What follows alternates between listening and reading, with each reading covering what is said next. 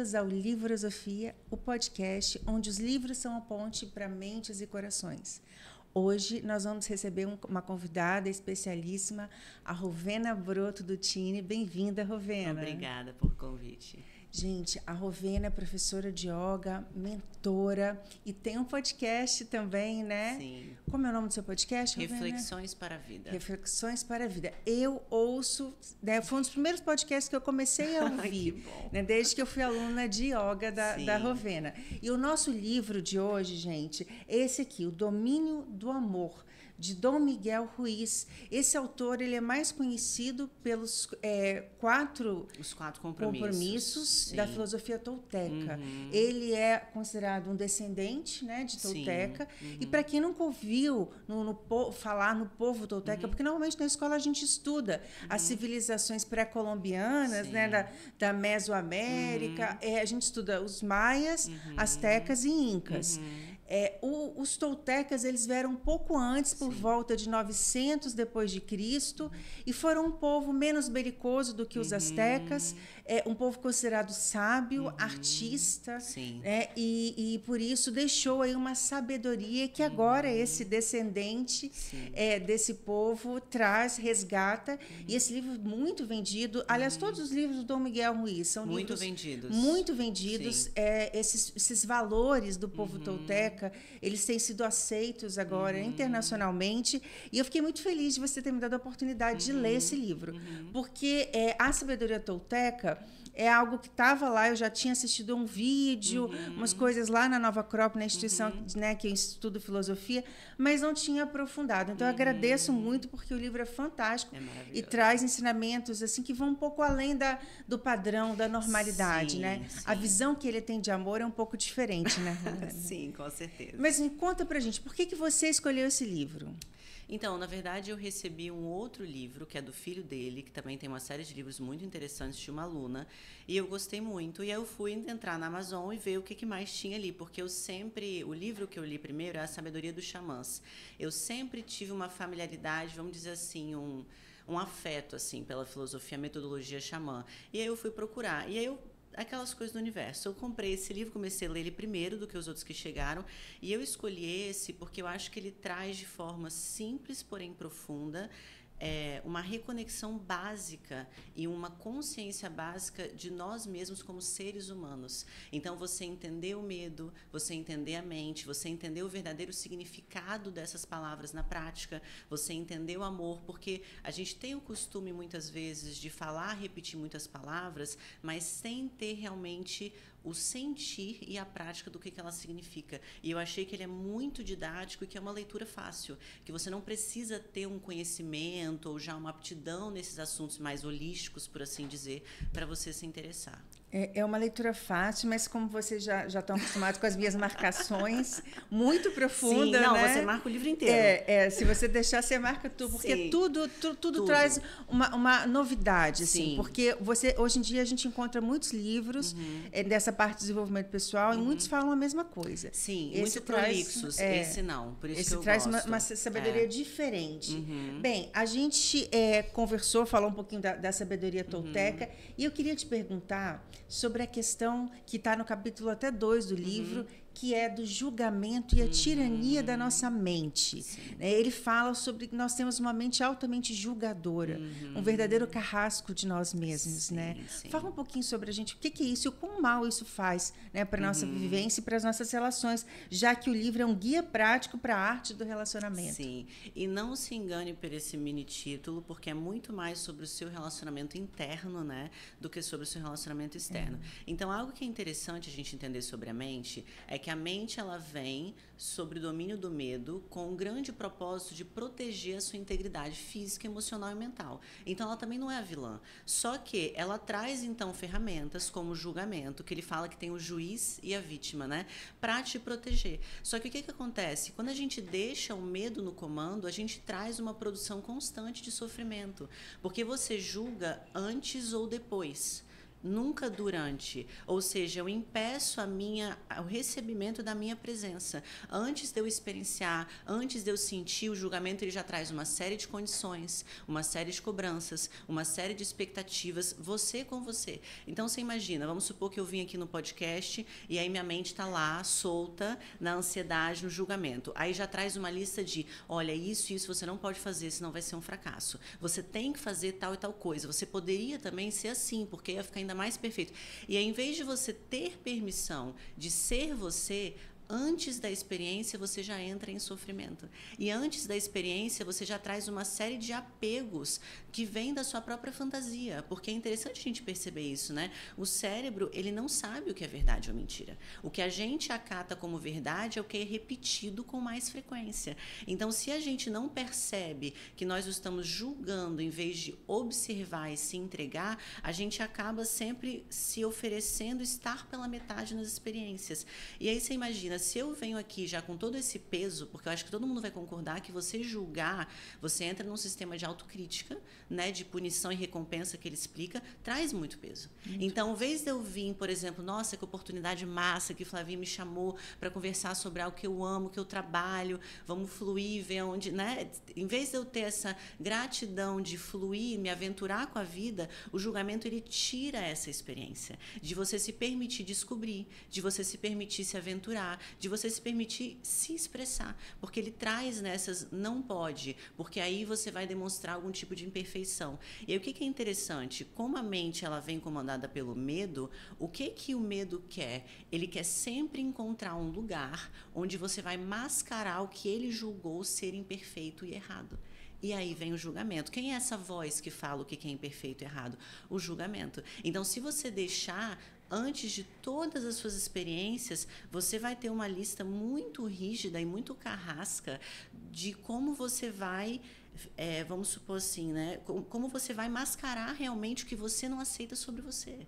Que às vezes o mundo nem viu, né? Que às vezes assim, né? Muito, se a gente for ver, né? É uma criação assim absurda de histórias, né? É verdade. A nossa mente viaja no auto-julgamento, às vezes muito mais do que no julgamento alheio. Agora, é interessante, ele fala uma coisa que me chamou a atenção, ele fala que as nossas mentes, elas são mentes feridas, que a gente passa por um processo de educação que é, na verdade, uma verdadeira domesticação. Né? E aí, ele fala que hoje vivemos num mundo de doentes mentais, que é como se a planeta Terra todo fosse um hospício. É isso mesmo. Assim, eu sei que a gente vive num mundo louco. Ele usa palavras fortes, mas eu acho que ele usa palavras fortes, eu faço muito isso no meu trabalho também, para você já se deparar com o seu julgamento. Porque o julgamento ele traz uma necessidade de se defender do que está sendo falado. Ele traz uma necessidade de concordar e discordar, são as únicas duas opções. E o julgamento ele traz uma necessidade, ele se ofende, né, constantemente. Então, assim, se a gente for de coração aberto e mente aberta, pegar um livro de história, você vai ver que isso sempre foi a realidade do nosso planeta. Nós vivemos num planeta de pessoas inconscientes. E ele se refere mais ao nosso desequilíbrio emocional. Ou seja, o que seria desequilíbrio emocional? Sofrimento constante que a gente cria nessa relação medo e sentir, que na verdade a gente não sente, a gente reage, a gente tenta se proteger daquilo que a gente julgou ser errado. É interessante vocês perceberem que a gente usa o julgamento com as nossas próprias emoções. A gente fala, essas emoções são ruins, essas emoções são maravilhosas, porque o julgamento ele sempre faz isso, ou ele demoniza ou idealiza. Então, quando ele se refere a isso, ele se refere que quando crianças você tem essa permissão de se aventurar, você tem essa curiosidade natural da vida, né? Ele fala que a criança ela erra 13 segundos depois ela já voltou para antes do que ela estava fazendo. Não existe o apego, não existe a punição nem a recompensa. Só que nós somos educados a partir de uma sociedade que vive através da mente. Então, a gente vive através do medo. E aí, você silenciar o seu julgamento e buscar trazer, se eu quero realmente mudança na minha vida, eu vou precisar fazer isso internamente, de buscar me compreender em vez de me julgar. Então, eu convido os ouvintes a trazer muito essa intenção nesse podcast, porque vão ter várias palavras que a sua mente vai resistir, vão ter várias palavras fortes que a gente já tem o ímpeto de não, eu não sou assim, mas tá tudo bem, porque nós somos imperfeitos, né? Ele fala isso no livro. Então esse veneno emocional é o que? Você traz todo esse sofrimento com você cultiva esse desequilíbrio emocional que vem do medo estar no comando, e naturalmente, se eu faço isso comigo, é impossível fazer isso diferente com outra pessoa. Se eu aprendi a viver assim desde novo, e a gente aprende através do exemplo e da repetição, e a mente, ela acredita que a verdade é o que é repetido, a sua cabeça, ela nem vai achar que existe outra possibilidade de viver, que isso é uma coisa interessante a gente perceber sobre o nosso cérebro. Se você repete constantemente as mesmas atitudes, os mesmos pensamentos, as mesmas falas, aquilo vira uma verdade absoluta. E a gente começa a acreditar que a forma como a gente é e como a gente vive é a única opção possível. Então, quando ele fala desse veneno, ele se refere muito a isso. E eu acho que você enxergar isso e você aceitar isso traz uma liberdade muito grande. Porque eu vejo que não é pessoal comigo, né? Eu tiro essa parte da culpa e eu me dou a oportunidade de fazer diferente, né? Sem a verdade a gente nunca muda, né? Nunca muda. E é interessante que ele fala que nós temos um parasita dentro da gente, né? Que a gente vive constantemente fundados no medo e nesse sistema de autopunição. E quando ele falou isso, eu me lembrei, eu assisti recentemente o Alto da Compadecida 2 no cinema, e me lembrei do Alto da Compadecida 1. Aliás, eu vou fazer um parênteses, que os 2 melhores filmes que eu vi, 2024 e 2025, foram brasileiros, né? Nossa, que ainda maravilha. Estou aqui, o Alto da Compadecida 2, que é maravilhoso também, uma linguagem diferente, assim, é um filme que realmente surpreende. Mas no 1, assim como no livro, o Ariano Suassuna, quando tem o julgamento, né, em que está Jesus, Nossa Senhora e o diabo, a Nossa Senhora, que é a nossa grande advogada, faz o papel de advogada, ela pede perdão a Deus e diz que os seres humanos fazem as piores atrocidades por medo. Exato. Então, o grande vilão, pelo que eu percebi né, da obra, o nosso grande vilão é realmente o medo. E aí eu vou para outra pergunta. Ele fala que, na verdade, o medo é o verdadeiro sentimento por trás de outros sentimentos. Né, da tristeza, da vergonha, da raiva. Como é que é isso? Então, primeiro eu acho interessante, eu trabalho muito com 3 pilares. Responsabilidade, para a gente alcançar a verdade, para a gente se libertar. Então, é interessante, eu evito muito falar que o medo é o vilão, porque ele tem um propósito, assim como tudo na vida. O problema é que a gente não sabe ser humano. O propósito da vida é você aprender a viver. Então, na forma como nós vivemos, a gente super desenvolve a mente. E aí o medo, ela fica no comando de tudo. Ela está no comando das suas necessidades físicas, ela está no comando das suas necessidades emocionais, e aí vem esse parasita. Porque que acontece? Quando você está vivendo a partir do medo, você só reage. Você não age com consciência. Então, o que ele fala em relação às emoções desagradáveis? Vamos supor que eu venho aqui com aquele monte de julgamento. E aí o que acontece? Se o que acontece aqui no presente não está de acordo com o meu julgamento prévio, eu vou ter várias emoções desagradáveis, você concorda? Vamos supor que eu falei que na minha cabeça eu não podia falar tal coisa. E aí eu falo. E aí eu já vou sentir, nossa, eu vou ficar decepcionada. Ou eu vou ficar frustrada. Ou eu vou ficar com raiva de mim. Então, tudo isso, todas essas emoções desagradáveis, vêm justamente porque o medo, ele traz uma grande característica. A rejeição do presente. Porque ele tem um apego ao controle. E aí vem o nosso grande sofrimento. Porque em vez de você viver a partir do amor que permite e liberta, que quer se aventurar, que quer sentir, que te leva à liberdade, você está sempre tentando se proteger das partes de si mesmo que você rejeitou. E se você se rejeita, você vai repetir a mesma coisa com o lado de fora. Então, é um espelho. Então, esse parasita que ele se refere é que a gente vai, e ele fala isso por quê? Porque você vai justificando atos absurdos de abuso a partir do medo. E antes da gente fazer isso com qualquer pessoa, a gente faz com a gente. E a gente tem explicações muito extensas, né? Do porquê que está certo eu ficar me criticando, do porquê que está certo eu me culpar, do porquê que eu preciso dessa punição. E aí você vai cometendo atrocidades. E é interessante a gente entender que o que você normaliza vira o seu modus operandi. Porque na sua cabeça aquilo vira inclusive o certo. A gente normaliza o desagradável que vem, idealiza o benefício, aí vem o grande julgamento, né, que cria um sistema de ilusão muito grande para você continuar da mesma forma. Então, é interessante porque se você vai no cristianismo, no budismo, todos eles explicam de alguma forma essa faceta da mente humana, que o ser humano, ele é tão livre, eu acredito, porque a gente tem uma parte do divino dentro de nós, que a gente pode ou construir o paraíso na vida ou o inferno. E ele se refere a esse parasita mental nesse sentido, que se você deixa o medo no comando, você cria um parasita que cria um inferno, tanto interno quanto externo.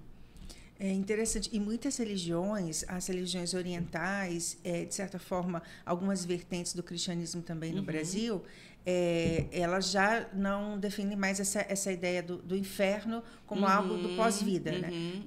A gente passa, inclusive, para o outro plano, para aquelas que acreditam, né, no plano espiritual, com o mesmo estado vibracional, o mesmo estado energético que a gente tem aqui. Então, se você vive aqui um inferno, você vai para o inferno. Porque não existe essa separação, né? Quem traz a ilusão da separação é a mente a partir do julgamento. Porque é interessante a gente perceber isso. O julgamento só existem duas opções: idealismo ou total fracasso. Então, você está sempre nessa coisa de vilão e salvador, de vítima e vilão. Sempre esses dois lados extremos. Então, naturalmente, o que ele faz? Ele separa. O julgamento, ele traz muita ilusão porque ele tira a conexão das coisas, ele tira a responsabilidade, ele tira a sua presença. Eu gosto muito da utilização das palavras que ele usa no livro, que eu acho que são muito inteligentes. E como eu trabalho com isso, eu tenho certeza que ele fez de propósito, porque ele fala que nós criamos o inferno aqui. E no yoga tem uma frase que eu gosto muito que fala que o yoga não é sobre você ir para o paraíso, é sobre você fazer de si mesmo um paraíso. É sobre você viver diariamente num paraíso, se libertando das suas próprios padrões, patrocínios internos que fazem com que a sua vida não seja. Então, quando ele se refere ao parasita, ao inferno, ele quer trazer palavras fortes para você entender o tamanho do poder que nós temos. E eu acho que isso é um ponto que eu gosto muito desse livro. E nesses trabalhos eu também uso palavras fortes porque, ao mesmo tempo que a gente cria muito sofrimento, essa parte da mente constantemente desqualifica o seu poder, a sua força, o seu poder de escolha, o seu livre-arbítrio de mudar. Então é interessante a gente perceber essa incoerência, que ao mesmo tempo que a gente cria muito sofrimento e traz uma grandeza para as nossas verdades que são ilusões, a gente constantemente se diminui em pequenos decretos. Ah, eu sou assim, eu sempre fui desse jeito. Ah, essa é a única forma de viver, porque a sociedade é desse jeito. E aí a gente vai acreditando em coisas que na verdade a gente não sabe. Porque eu acho que essa que é a bênção do livre-arbítrio, né? Se a gente já viesse sabendo, a gente não seria livre, você concorda? Com certeza. E o julgamento, ele traz a mentira do oposto. Porque ele quer trazer um manual de certo e errado para o que não é extremo, como se você já soubesse. Só que você não sabe, nem de si mesmo. Então, o que ele se refere ao inferno é essa prisão interna que a gente cria. E aí, naturalmente, se você vive assim com você, você vai fazer isso com outra pessoa. Então, a gente vai aumentando o nosso inferno, né? A gente vai aumentando o nosso grupo. Em vez da gente trazer realmente esse espaço de perdão, que eu gostei muito que você trouxe, de você se libertar, de você reconhecer a partir da responsabilidade que é você que escolhe. É você que cultiva, né? Porque eu acho interessante que ele fala isso. Ele fala da parte da educação, ele fala que nós somos domesticados, mas ele deixa muito claro que não existe culpa, que existe responsabilidade, que os nossos pais nos ensinam o que eles sabem, o que eles foram ensinados e que a gente vive a partir da consciência que a gente tem. Então, se você fica também, né, porque a gente tem muito essa tendência, né, vamos buscar o culpado, então são os meus pais e a família. Não, porque a partir do momento que você é adulto, você tem a inteligência, você tem todo esse poder, tanto de criar um inferno quanto criar um paraíso. E isso é uma escolha totalmente sua. Então, é você compreender o que já foi, fazer as pazes com isso e você trazer, então, ok, então o que eu vou fazer com toda essa consciência? Como que eu vou, a partir de agora, então, criar algo que está alinhado com os meus desejos? E eu acho que isso é o que me pega muito nesse livro, sabe? Porque eu acho que a gente precisa retomar o nosso livre-arbítrio. Eu acho que todas as mulheres, todas as pessoas passam por essa fase. Nós nos preocupamos muito com o que o outro vai pensar, com o julgamento alheio, com, né, aqueles padrões que a gente cria na nossa consciência. Mas quando você começa a amadurecer, a tendência é você se livrar um pouquinho, começar a se livrar disso. Eu tenho até dito, bom de você passados os 40, é que você passa a se preocupar mais com o outro e menos com o julgamento do outro. Então, e aí, quando isso acontece, você também se preocupa com você, né? Se cuida mais, e isso é realmente muito importante. Eu gostei muito da palavra autoabuso. Tem até uma palestra no TED Talks, eu esqueci o nome da professora, em que ela começa descrevendo, uma palestra que outro dia apareceu para mim, assim, por acaso. Começa descrevendo uma relação abusiva que ela teve, e você começa a ficar assim tensa porque é muito abusiva, né? Incomodada. E aí ela fala, essa relação abusiva era comigo mesma, era ela fazia com ela mesma. Perfeito. E eu me identifiquei muito, assim, acho que quase todas as mulheres se identificam muito, né? Os homens, de certa forma também, a gente tende a ter esse julgador interno e não se dá conta que a gente pratica autoabuso. Que se a gente fizesse, outro dia eu falei isso com a minha filha mais nova, eu falei, minha filha, se você fizesse com uma colega o que você está fazendo com você mesma, você estaria cometendo um crime.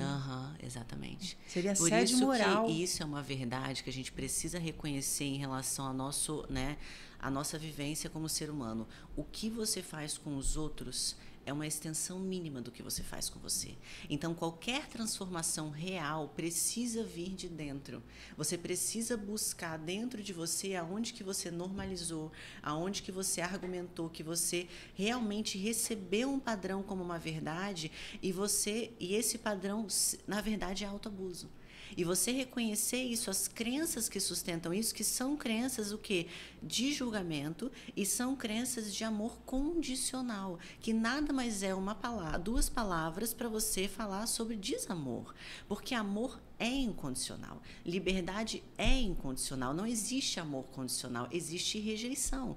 Então, a partir do momento que você bota condições ao seu amor próprio, você entrou no sistema do medo, que é o sistema de recompensa e punição, que nós somos ensinados a viver dessa forma desde criança. E aí você faz isso com você, ou seja, eu estou buscando, porque o que eu acho interessante é assim, que se eu pergunto para qualquer pessoa, o que você quer sentir? Como você quer viver? Como você quer ser? Ninguém vai me falar uma pessoa sofrida, encarcerada na própria cabeça, uma pessoa que não se ama. Ninguém vai falar essas palavras. Só que, na prática, o que a gente direciona a nossa energia, o que a gente pensa, fala e faz, é o oposto do que a gente deseja. E por que é isso? Porque na nossa relação básica do entendimento de lidar com a gente já vive a partir do sistema de desamor, onde você só se ama se e quando. Quando você erra, você se pune, você se culpa. Só que é interessante a gente perceber que a punição e a culpa não trazem movimento. Porque o que traz movimento é perdão.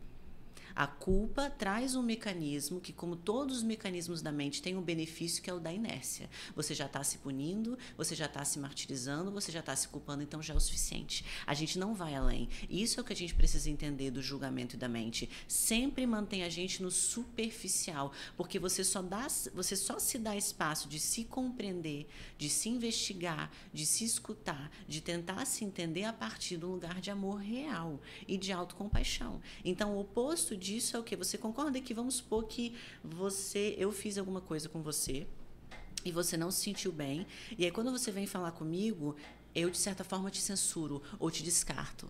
Isso é uma forma de abuso. Mas isso é o que a gente faz com a gente. Você tem uma emoção desagradável, o que a gente faz? Não, vou censurar essa emoção. Ou eu vou ficar mais puto ainda porque eu tive essa emoção. Eu vou tentar controlar ela. Eu vou tentar, nossa, por que eu sou assim? Por que eu estou sentindo isso? Em vez de eu sentir, tentar me compreender, tentar entender por que eu estou dessa forma.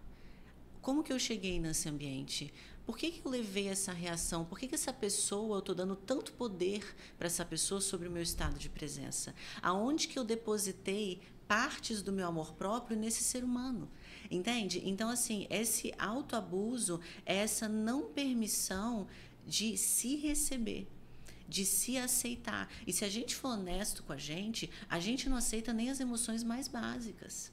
A gente não aceita nem a nossa própria raiva, porque o julgamento está lá gritando. Você não pode ficar com raiva, que coisa ridícula. Você não pode chorar, que coisa, né? A gente não traz permissão nem para nossa tristeza, que é uma emoção tão íntima, ou às vezes um choro que não necessariamente vem de tristeza, né? A gente vai justamente censurando toda a parte do sentir, porque a gente tem medo de nós mesmos. Ele fala isso uma hora no livro, né? Que a gente tem medo até de falar eu te amo. E não é só com o outro, é com a gente. Porque você virar para você se olhar no espelho hoje, te dou essa dica, faz esse teste. Você chegar hoje, do jeito que você tiver, 3 minutos no espelho, você se observar e você trazer elogios. E no final você falar, nossa, eu te amo. Você merece muito. E você perceber como que a gente resiste a isso. Porque a gente está tão encarcerado nesse sistema de punição e recompensa que a gente precisa toda hora provar que nós somos merecedores de receber algo valoroso. E isso, para mim, é a definição de autoabuso. Autoabuso. Agora, eu me lembrou uma fala do Jamil, na verdade, no livro dele, que nós já entrevistamos aqui no Livrosofia, ele fala sobre a educação da criança, que quando a criança tem, às vezes, um arroubo criativo e pinta a parede da casa, a mãe briga, né? O pai briga, então ela toma um castigo. Quando ela quebra alguma coisa, na tentativa e erro, agora, quando ela adoece, ela, tadinho, ela recebe acolhimento, recebe carinho, ou seja, é como se o adoecer fosse algo positivo. Sim. E o criar, ser livre, fosse algo negativo. Então, nós, pais, precisamos ficar atentos a isso, porque, na verdade, nós estamos criando pessoas para ficarem inertes, se vitimizando e com medo o tempo todo.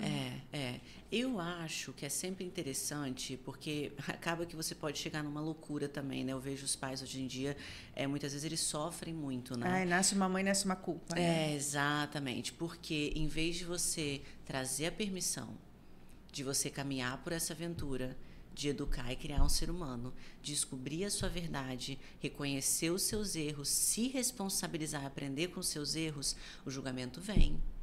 Você bota o seu valor ali, você bota um depósito de amor próprio ali, antes de você se dar o espaço de aprender a educar o seu filho, de aprender a conviver com essa pessoa que está constantemente em mudança, e você também, você já traz o julgamento. E o que eu acho que isso traz, que é muito nocivo para a gente hoje? A gente, antes de viver, a gente busca respostas e soluções de outras pessoas que não vivem a nossa vida, que não têm os nossos filhos, que às vezes não têm os mesmos valores e princípios que você. Então, eu acho assim, existem uma série de erros, com certeza, interna e internamente, mas o caminho não é você buscar a ausência do erro, porque isso não existe. Nós precisamos dos nossos desalinhamentos para a gente se alinhar. Então, é muito mais você criar um espaço de reconhecer em paz, isso daqui não fez sentido, porque a conclusão não é o que eu queria, então eu vou mudar. E você trazer essas conversas e diálogos internos com o seu marido, e você trazer esse reconhecimento para o seu filho, olha, eu fiz isso, mas eu acho que não está correto, a gente vai tentar trabalhar de forma diferente. Mas você também não pode, porque o que acontece que eu vejo muito, Flavinha, até nos meus mentorados, quando a gente deixa o julgamento entrar tanto nessa cobrança de você vir do lugar de total amor condicional, você precisa provar o seu valor em ser mãe. Primeiro que isso é só um papel, você é mais uma pessoa além de ser mãe. O que acontece? Às vezes, tentando fugir do nosso próprio sofrimento, de ter tanto peso ali nesse papel da vida, a gente se tira desse lugar. Então, você foge do desafio, porque é um desafio. Né? Tudo de mais valoroso na vida é um desafio. Você foge do desafio de estar naquele papel porque você tem medo dos seus próprios erros, porque você tem medo dos seus próprios julgamentos. E assim, se a gente for sincero com a gente, às vezes, né? Muito, terceiriza muito. Tanto que ele fala, né, que o amor pede responsabilidade e o medo clama por irresponsabilidade. Então, assim, é interessante a gente perceber que você vai errar, o seu filho ele vai discordar de você, né? Inclusive, é interessante a gente entender que você ser pai é você em algum momento estar em paz e não ser gostado, porque vão ter esses momentos que o seu filho não vai gostar de você e que você vai estar fazendo o seu papel, né? Se seu filho adolescente não bater a porta e falar, eu te odeio, você está fazendo alguma coisa errada. Alguma coisa ali, algum limite não está sendo dado, né? Porque esse é o papel também, né? A criança e o adolescente, eles precisam do limite. Hoje em dia já tem vários estudos, psicólogos e psiquiatras que afirmam que você não dá limites para o seu filho e você só tentar trazer, fazer ele gostar de você, na verdade, cria um sentimento de rejeição. E não, né, cria um sentimento de abandono. Então, é o que? A permissão de deixa eu aprender com os meus erros. Deixa eu perceber o que faz sentido e o que não faz sentido. Só que isso só acontece se eu aceito o erro, que é inevitável, né? Afinal, a gente não está aqui para aprender a viver. Não tem como você aprender sem errar. Agora, o que eu achei fantástico, porque muitos livros falam sobre o amor, mas ele faz umas analogias, né, umas metáforas e conta umas histórias. Então, eu queria que você contasse um pedacinho da cozinha do amor. Eu achei essa metáfora assim fantástica e assim a sensação de que puxa, finalmente eu entendi o que é o tal amor incondicional. Sim, sim. Na Sabedoria do Xamã ele também traz uma história dessa, mas resumidamente você tem um homem, né, que tem uma cozinha linda e ele faz comidas maravilhosas, deliciosas que ele compartilha com qualquer pessoa que vem. Nunca falta ingredientes. Nunca falta nada, não existe escassez, né? Ele está ali numa abundância, né, muito próspera. E aí vem uma pessoa, né, um dia fala com ele, ele dá um exemplo, né? Vamos supor esse homem nessa cozinha abundante, onde ele é generoso, ele come tudo que ele quer, e aí vem uma pessoa, bate na porta dele um dia e fala assim: eu vou te alimentar, mas você vai precisar fazer tudo que eu quero. Eu vou te dar uma pizza, né? Eu vou te dar uma pizza. Uma pizza por dia. Uma pizza por dia, você não vai passar fome, você não vai ter dificuldade, né? A pizza é garantida. Então, assim, ele traz. É legal a gente entender que isso que ele fala de você não vai passar fome, vai ter pizza todo dia, é a parte da segurança que o medo quer. O conforto que o medo chama, é só pra gente entender o exemplo. E aí, o cara, né, da cozinha, ele ri e fala: não, obrigado, eu já tenho minha cozinha, eu já tenho a minha comida, e se você quiser, inclusive, eu compartilho com você. Então, quando ele conta essa história, ele se refere à ilusão da escassez que o medo traz. Onde, em vez de você ser o mestre da sua própria abundância, no sentido aqui no livro ele se refere mais ao seu amor próprio, você ser, né, a cozinha do seu próprio amor próprio, você utilizar isso, você, na verdade, bota esses depósitos em outras pessoas. Só que o que ele chega nisso? Na questão do autoabuso. Porque quando você faz isso com você está abusando de si mesmo. Porque em vez de você se colocar no seu lugar, de você se amar, de você se apreciar, de você aprender a gostar de você, você coloca esse poder na outra pessoa. E ao colocar esse poder na outra pessoa, você tira o seu poder de escolha, que é isso que ele demonstra no exemplo na história da pizza. Por quê? Que ele fala nas relações, né? Que é o que ele fala, que as relações que a gente vive hoje é muito a base do abuso. Porque eu vou te amar se... Eu vou te amar quando, se você fizer tal e tais coisas, se você entrar nesse padrão, eu vou te amar sempre, eu vou te elogiar sempre, mas você vai precisar ser quem eu quero que você seja. Ou seja, isso eu acho, gente, que é o mais importante a gente entender. Muitas vezes a gente confunde amor com você ter as suas necessidades e expectativas supridas. A gente confunde amor com gostar. Amor vai além do gostar. Qualquer pessoa que é casado ou que tem uma família e que tem um filho, se você for honesto e sincero, você sabe que tem momentos que você não gosta particularmente do seu filho, que você não gosta particularmente da atitude do seu parceiro ou da sua parceira, mas isso em momento algum significa que você não ama a pessoa. Então o amor, ele vai além da necessidade da mente e do ego de ser conveniente para você, porque não é sobre você. O amor vai muito além disso, né? Então é interessante porque o amor, ele é uma troca de respeito.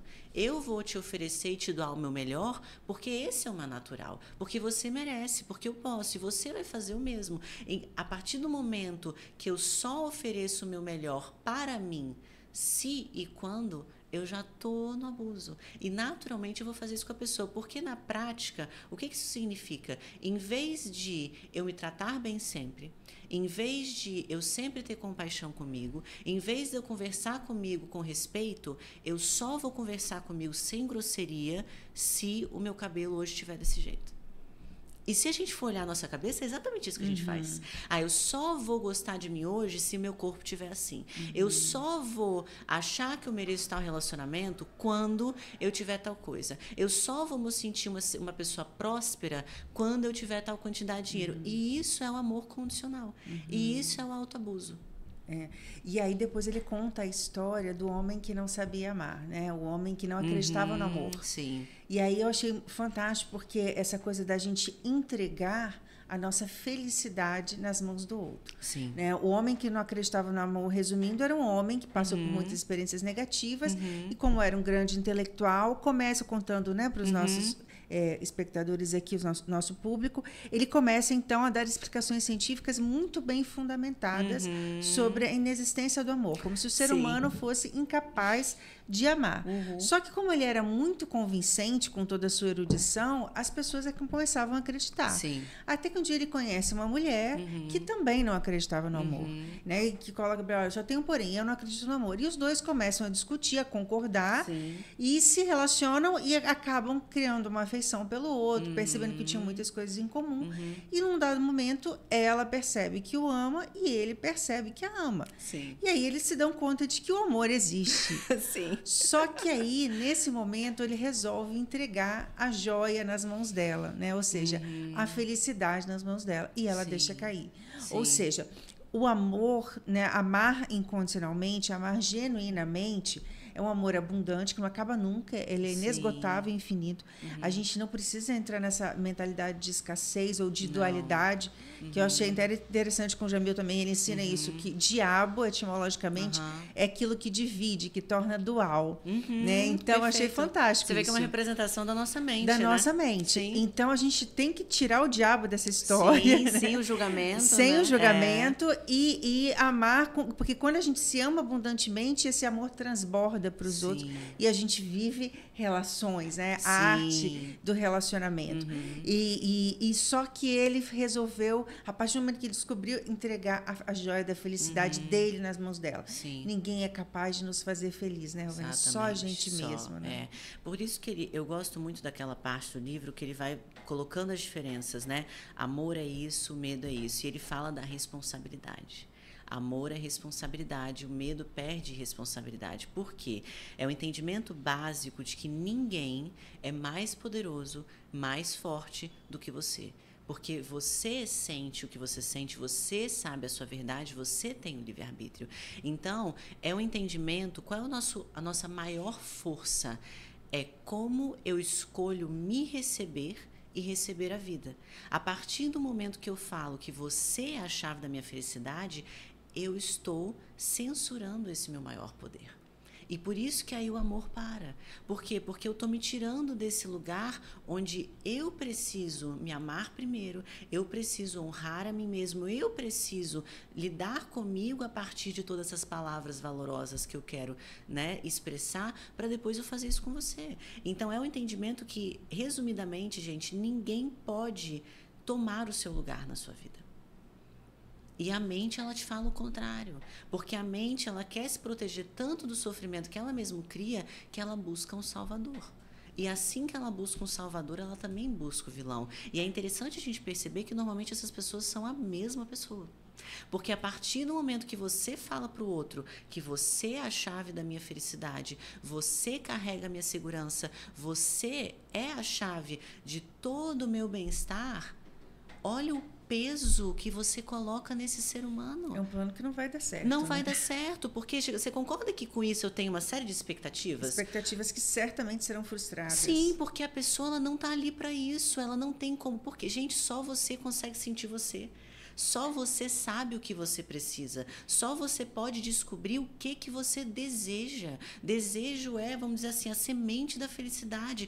E aí você bota isso para outra pessoa, a pessoa ela pode estar com a melhor intenção do mundo, ela vai falhar miseravelmente. E aí, como você já partiu da irresponsabilidade profunda, você vai continuar na irresponsabilidade profunda. E quando a pessoa não te oferecer o que você quer, você vai falar que a culpa é dela. Sendo que, na verdade, se você sabe e se você quer o que você quer receber da vida, por exemplo, eu quero ser feliz, então se coloque no lugar de se oferecer isso. Esse é o maior ato de amor. Por que eu vou esperar outra pessoa me dar o maior presente da vida para mim se eu posso me oferecer isso a mim mesmo? Então, eu acho muito interessante porque essa história demonstra que existe a liberdade. Porque eu te amo, e isso significa que eu quero que você expresse quem você é. Eu não quero que você seja quem eu quero que você seja. E aí eu acho que é o nosso grande embate nas relações. Por causa do medo, as nossas inseguranças, o nosso medo de rejeição, o medo de abandono, né, que vem da nossa rejeição interna, a gente vai depositando tudo isso na outra pessoa. E aí, às vezes, a outra pessoa ela nem te rejeitou, ela nem fez nada, mas ela simplesmente não pode carregar isso. Por quê? Porque você precisa ser você, livre para ser você. E assim da outra forma. Então, eu acho interessante porque traz o embate das relações de que você precisa se responsabilizar pelo seu, confiar e amar a pessoa para ela se responsabilizar pelo dela.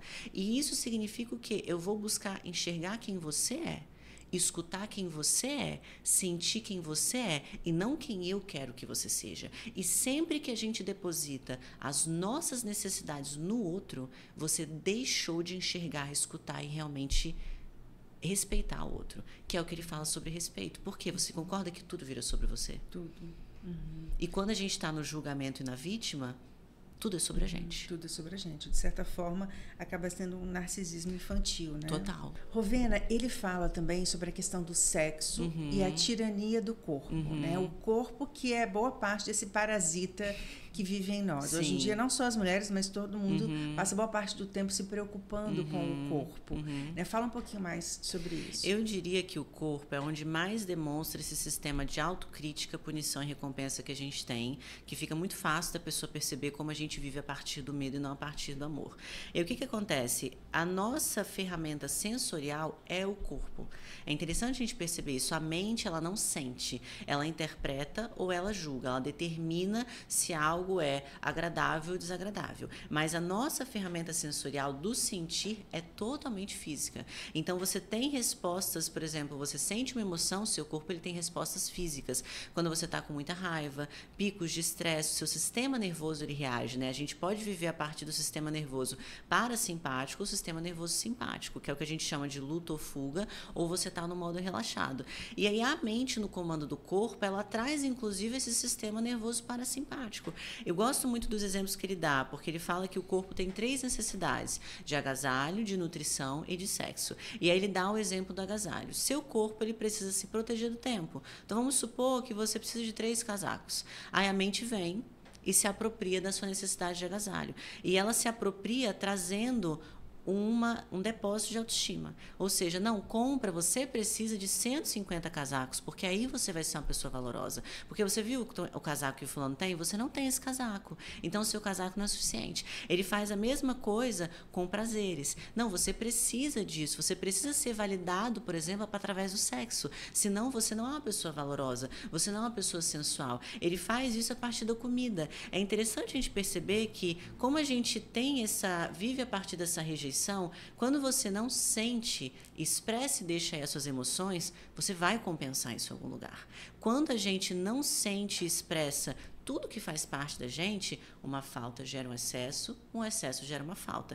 E aí o corpo, por amor, ele vai carregando tudo que a gente não deixa passar. E a mente vai se apropriando disso. No yoga, a gente trabalha muito isso. O yoga, independente da modalidade que você faz, é uma prática dedicada a justamente equilibrar o seu sistema nervoso. Ou seja, você sair da vivência a partir do sistema simpático, que é o de estresse, da luta ou fuga, e você começar a viver a partir do sistema parasimpático. Então, no yoga, por exemplo, se você for fazer a prática física, a prática física do yoga é feita de uma forma para você despertar a consciência, permitir o sentir a partir do corpo, porque ao evoluir o corpo, você vai tirar a mente do comando do corpo. Então, você vai passar a aceitar, por exemplo, as suas dores físicas, você vai passar a se permitir sentir as suas vulnerabilidades físicas e a ir além, trazer tentativas reais. Então, é interessante, por exemplo, o que acontece?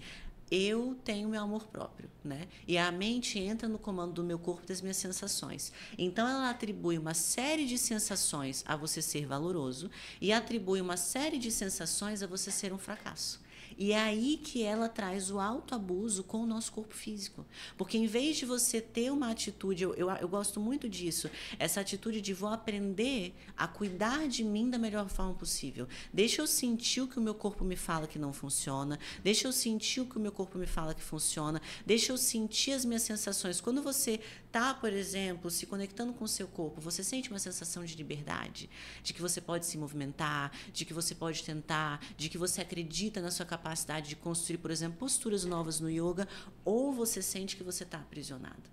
E essa sensação de aprisionamento é a mente que já se apropriou e deu limites para a sua capacidade física, deu limites para o que você merece fazer ou não, deu limites nessa questão do alto músico. Então, eu acho interessante, porque é interessante a gente perceber isso, por exemplo, com comida. Quando que a gente realmente está com fome e quando que a gente está comendo as nossas emoções, por exemplo. Quando a gente está comendo as nossas mágoas. Pelo simples fato de que a gente não aceita. Porque eu acho que existe muito, até no yoga, às vezes, as pessoas passam essa imagem de que uma pessoa consciente ou evoluída, ela não sente coisas desagradáveis. E, na verdade, não é sobre isso. Evolução, você viver, por exemplo, a partir do amor, é você justamente viver a partir de um lugar de permissão.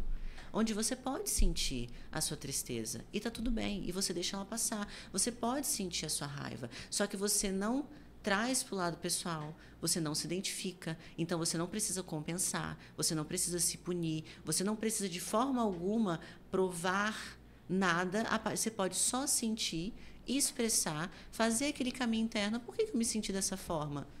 E move on, né, como a gente diz, né, e passar adiante. E fala também do amor como estado de liberdade no seu capítulo final. Sim. O conceito de liberdade é algo que até a Cecília Meirelles fala, né? Liberdade é aquilo que o sonho humano alimenta, que não há ninguém que explique, mas ninguém que não entenda. Mas, às vezes, a verdade é que muitos de nós não entendemos muito bem o que é essa liberdade. Né? Eu acho, Flavinha, que, na verdade, ele fala isso, né? Ele fala que o amor, que a liberdade, que essas palavras valorosas, no yoga eu falei isso, eu trago muito isso no meu trabalho também, você não obtém isso a partir do conhecimento. Amor, fé, liberdade é no campo da ação, porque é no campo do sentir. E é igual eu expliquei, o corpo é a ferramenta do sentir, a mente não sente. Então você nunca vai entender o amor, você precisa sentir o amor. Você nunca vai entender a liberdade, você vai entender após sentir, porque aí você vai refletir sobre as suas sensações. Então, quando eu quero viver a partir desses lugares, por exemplo, você vai ler esse livro, só vai ser algo que vai trazer transformações reais se você praticar, se você trazer para o campo da ação, porque aí, inclusive, você vai descobrir o que faz sentido para você, para as suas sensações, para a sua vida. Então, a liberdade não existe sem amor. É isso que a gente tem que entender, porque o amor é incondicional, é isso que ele explica no livro. Ou seja, ele pede a liberdade, você concorda? Se é incondicional, é livre. Eu gosto muito da frase que eu uso muito, o amor permite e assim liberta. Porque a partir do momento que eu me permito aceitar, eu consigo retomar o meu livre-arbítrio de na próxima vez fazer diferente. Que é algo que a gente pode parecer óbvio, mas na prática a gente não pratica assim. Porque como a gente está no julgamento, a gente se defende, a gente explica, a gente se justifica, a gente se ofende. A gente não permite. E aí, na próxima tentativa, o que você faz? Você repete. Na próxima oportunidade, o que você faz? Você faz a mesma coisa. Então, isso é muito interessante, que é o básico da meditação, por exemplo. A meditação é você aprender a observar os seus pensamentos. Para quê? Para você sair do comando dos pensamentos. Você deixar eles passarem. Não é o objetivo de você não pensar, mas é você reconhecer que ele está ali e você reconhecer que o seu pensamento não é uma verdade absoluta. Então, sem a liberdade da permissão de reconhecer a verdade presente nesse momento, eu nunca me liberto. Eu gosto muito da seguinte analogia. Vamos supor que você tem uma sala, sua sala de estar. Você concorda que se você tem ali um lixo no meio da sala, se você não se permite reconhecer que tem um lixo, o lixo ele não vai embora? E vai chegar uma hora que você vai se movimentar dentro da sua sala de acordo com onde o lixo está. Porque se eu não me permito reconhecer o lixo, o que eu vou fazer? Então eu vou direcionar toda a minha energia para um sistema de mentiras e ilusões, que é o que ele fala do julgamento, para eu fingir que o lixo não está ali. Só que nisso o lixo está no comando da minha vida, porque eu já parei de usar metade da minha sala. Então, essa parte de que o amor incondicional leva à liberdade é isso, porque o amor pede a permissão de você se perdoar, para você se reconhecer e você se trazer realmente na prática a transformação de fazer diferente. Pois é, né? Então, assim, é um exercício diário, né? Diário. É um exercício, a gente tem que ficar constantemente, né, em vigilância, né? Sim. Ele faz algumas analogias interessantes também, até com o hinduísmo, né? Com a questão da Maia como ilusão. Refere-se também à Matrix, né? Sonho, ele fala que a gente vive como se estivesse num sonho, né? O sonho do planeta. O sonho do planeta, que não é, de fato, a realidade. A nossa realidade existencial é interior, né? Sim. Então, gente, o livro é muito bonito. É sensacional. Então, eu recomendo que vocês leiam esse, né? E Os Quatro Compromissos também. Eu acho que é um livro... Eu comecei a ler, quero continuar lendo as obras do Dom Miguel. 5 níveis de apego, todos são sensacionais. Todos, né? E que vocês também ouçam a Rovena, se tiverem a oportunidade de experimentar uma aula de yoga com ela, é fantástica. Sim. Você começou a falar, né, das posições e da superação. Eu me lembro da primeira aula que eu fui sua, eu sempre tive muito medo de fazer as invertidas. Sim. E eu te falei, eu não consigo, eu tenho medo. Aí você falou o quê pra mim? Vai com medo mesmo, sim, né? Ela vai com medo mesmo. E ela pegou minha perna e colocou pra cima. E eu fiquei, eu falei, meu Deus, e vocês pânico, sempre conseguem, fiquei, né? Mas fiquei. Sim. Aí você vai se acalmando, porque ela não te dá alternativa, ela te joga na vida. Então, assim, é uma experiência prática do que ele propõe aqui, da ação. Você percebe, você que já fez yoga, né? Você fez yoga lá comigo, que eu trago muito esse propósito, como que o corpo... ele te mostra a verdade da mente, se você permitir. Então, a invertida, eu dou desde a primeira aula, porque você dá de cara com o seu medo. E como que ele cria uma realidade que não é real. Porque o pessoal faz na parede, né? Eu levo vocês até a parede. Não existe perigo algum, né? Vocês têm a capacidade física, aptidão para fazer, mas vocês têm certeza que vocês vão morrer, que alguma coisa vai acontecer, que vai quebrar. E é interessante, gente, porque o medo, ele não sai depois que a pessoa já fez. Você teve essa experiência. Porque eles estão lá, entraram na postura, fizeram, estão certinho, estão respirando. A pessoa está certa, parada, às vezes, com alinhamento físico perfeito. E ela, não, continua me segurando. Não, porque o medo, ele te tira da realidade, que é o que ele se refere ao sonho do planeta. Porque, gente, a realidade é o sensorial. Você só vai realmente ter consciência física se você sentir. Porque a sua mente... ela pode estar falando que você está voando e você está deitado no chão. Essa é a realidade. Então, quando ele fala disso, eu acho muito importante a gente entender que o que está escrito nesse livro, o que eu falo no meu trabalho, o que você vai trabalhar em autoconhecimento, em consciência, nas minhas mentorias, tanto individual ou em grupo, é desafiador, porque às vezes tem aquele argumento, mas isso é muito difícil. Mas a vida, gente, não é sobre facilidades. E é você chegar, não é sobre ser fácil, não é sobre ser confortável. E é você chegar no lugar de adulto e reconhecer que a gente sempre tem duas escolhas. Ou você vai escolher o caminho de se responsabilizar e trazer desafios e desconfortos que agregam, que vão te levar a ser a pessoa que você quer ser, ou você vai escolher o sofrimento, que é a dificuldade, que é o desconforto, que não vai te levar para onde você quer ser. Porque a dor, no yoga mostra muito isso, né, Flavinha? A dor é inevitável.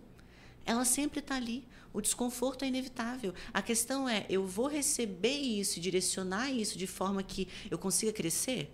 Ou eu vou tentar me esconder disso e criar mais disso sem propósito. Então, acho que esse livro, gente, é interessante vocês lerem com essa percepção. Não é sobre ser fácil, não é sobre a ausência do erro, não é sobre perfeição, ele fala isso também, é sobre você se apropriar deixa eu tentar escolher o que eu realmente desejo.